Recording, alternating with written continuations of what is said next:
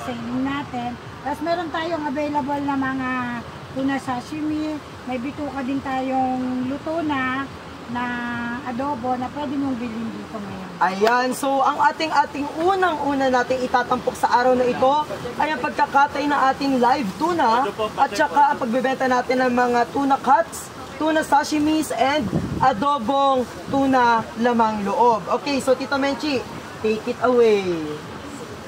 So mga viewers, pwede po tayo mag-engage po tayo. Please like, share, and follow our official Facebook page po na ginagamit natin ngayong araw para sa ating live. At pag po natin kakalimutan na mag-engage, ayain natin na ating mga kababayan na suportahan natin ang live selling natin ngayong araw, Nobyembre 21.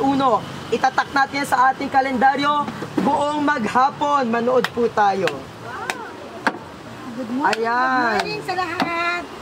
Kung gusto nyo bumili ng fresh na tuna, makatagpuan kami sa Aroma, Sitio Aroma.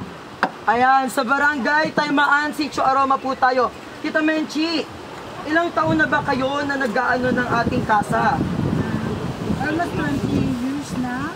Ayan, so 20 years na pala ang ating Menchi kasa. So talagang alam po natin at subok na hindi po manloloko sa inyo ang Menchi kasa.